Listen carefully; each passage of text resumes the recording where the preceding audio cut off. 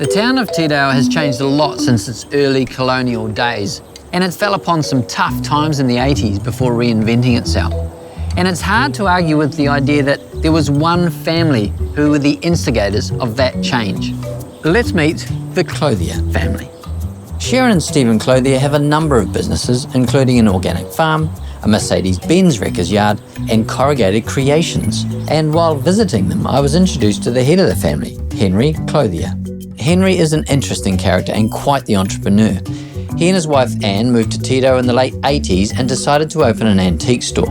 The problem was they needed a building. And as it turned out, one of Tito's most iconic stores was available. I come out to Tirau and there was this great big store sitting there empty, you see. And this is the Rose Brothers? Rose Brothers store in Tirau was empty. And I said to Mr. Rose, I'd like to buy that. He said, now you've bought it, what are you going to do with it? It's going to be an antique shop. He said, you won't survive. He said, the local people won't support you. I said, I don't want local people. I want people off the road. I'll stop them, you see. Yes, Henry and his wife Anne single-handedly reignited Tito in the 90s, opening the first antique store, which was followed by many other knick-knack and antique stores during this time. But how did the corrugated iron sculptures come about?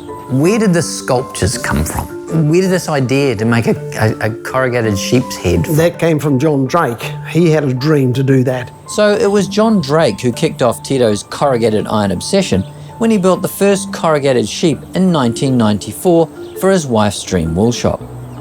But it was the Clothier family who took that idea and ran with it. I said to the mayor, we need a set of toilets in Tirau. And I said, you give me 150 grand and I'll build you an information centre and toilets that'll blow your socks off.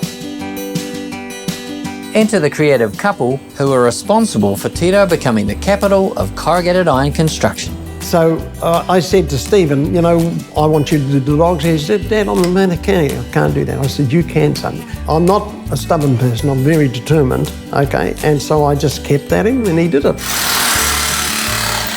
So in 1998, Stephen Clothier was enlisted to create the Tito Dog. What did you think when your dad came to you and said, I want you to build this dog's head? Well, the dog's head was like, yeah, no way. I'd seen the original sheep being built, and I drove past that as that was happening, and I thought, oh, that is not a good job. That would be just hopeless, you know. You're up and down a ladder 100 million times. So I was just like, he tells me this, and it's like, no, I'm not doing that job. And you go, well, you are, because it's already been reported in the paper that you are doing it.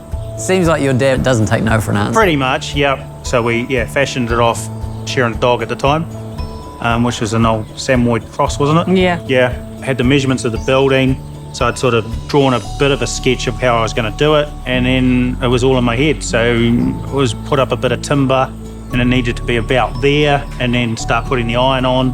Because you were in the main street, everyone had their 2 cents to put into it. The general consensus was, oh, it was a cow, it was a pig, it was a dog, it was a sheep, it was... Oh, you're focusing on the negative though. It was a whole community project and everyone was pretty rapt about, you know, everyone had contributed different aspects to the interior of the dog and the window and the gardens and that sort of stuff. Yeah, because it was the local information centre, so, you know, we had a lot of people come and help.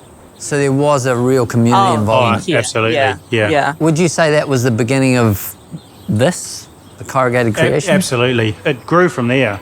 Like I said, the guy from Christchurch wanted the horses and the cactus, and then Dad brought up a lot of property in Tirau to try to get it on the map, and he would give away really cheap lease to get someone into the shop that would benefit the town. So every time someone come to town, he said, you really need a corrugated iron sign. So it sort of went without saying that if you lease the building off Henry, you got a corrugated iron sign. In 2016, the ram was added to the steely-eyed farm animals as their continuing success has meant their corrugated creations have travelled globally. Right down to the Catlins, there's a whistling frog down there in the Catlins. We've sent stuff overseas. There's pukekos in Alaska, giraffes in Scotland. Pukekos in Alaska? Yeah, apparently the moose, she said, were really fascinated by them. You know, because the pukekos are small, able to put in your bag to take home. So they've gone all around the world. Put us on the map. You know, we say, oh, we're from Tirau, and people look at us blankly and we say, oh, the place with the corrugated iron dog.